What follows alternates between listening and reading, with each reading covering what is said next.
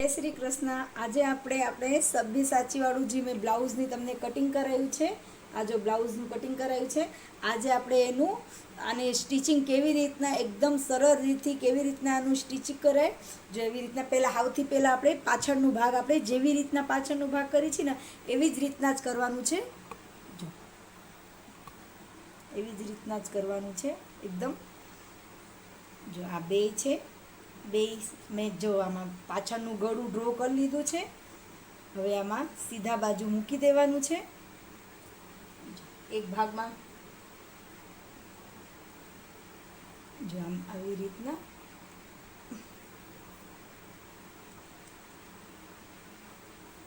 આમાં આવી રીતના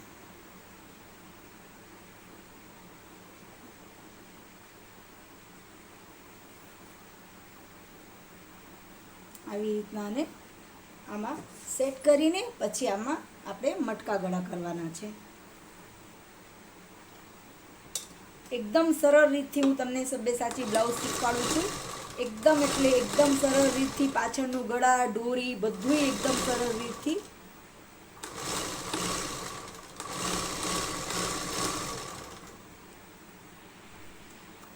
આ જો આખું બે બાજુ આમાં સ્ટીચ કરી લીધું છે। અહીંયાથી બે બાજુ સ્ટીચ કરીને હવે આ નીચેમાં આપણે સ્ટીચ કરી લીધું છે। ત્યાં જો નીચે સ્ટીચ કરી લીધું છે અને આમાં ગળામાં સ્ટીચ કરી લીધું છે। હવે આને આપણે અહીંયાથી આને કટ કરવાનું, થોડુંક મૂકીને અહીંયાથી આપણે બે બાજુ કટ કરીને પછી આને પલટાવી દેવાનું, ગળાને પલટાવીને અને પછી ધારી સિલાઈ મારી દેવાની। આ પાછળનું છે, આગળનું એ એકદમ ઇઝી રીતથી તમારું બ્લાઉઝ તૈયાર થઈ જાય અને એકદમ થોડાક સમયમાં।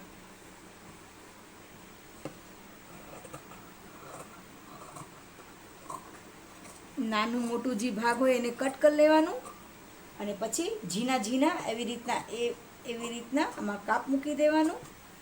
જો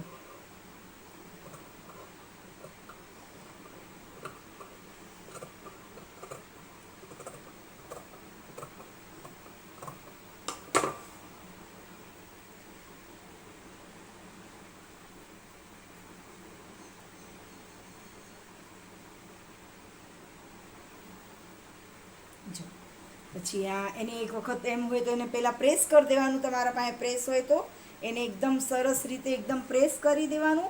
પ્રેસ કરીને અને પછી એમાં સ્ટીચની સિલાઈ કરવાની, એટલે તમારું બ્લાઉઝ એકદમ પરફેક્ટ અને એકદમ સરસ થાય। જો આમાં આંગળીથી ને અહીંથી આવી રીતનામાં એને પ્રેસ ફેરી દેવાનું અને ત્યાંથી પછી આવી રીતના એકદમ સરસ કાઢીને જો આ ગળું એકદમ સરસ કાઢી દેવાનું અને એમાં ધારી સિલાઈ મારી દેવાનું।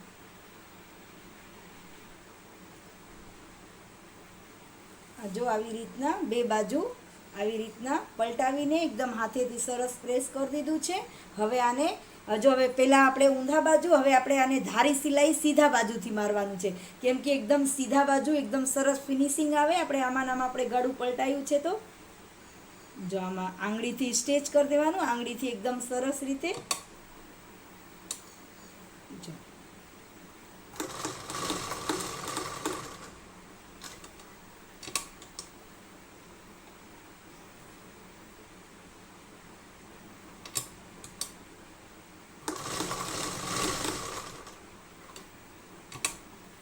અને આમાં આપણે પટ્ટી મૂકવી હોય તો આપણે પટ્ટી મૂકી દેવાની, પાઇપિંગ પટ્ટી જે મૂકવી હોય એ આપણે એમાં મૂકી શકીએ।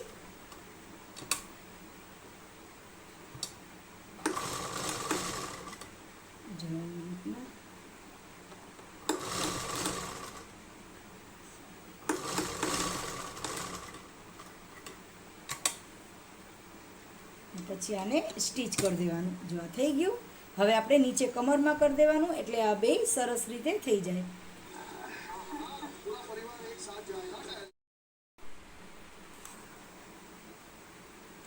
જો પછી આ પાછળવાળું હવે તૈયાર થઈ ગયું છે।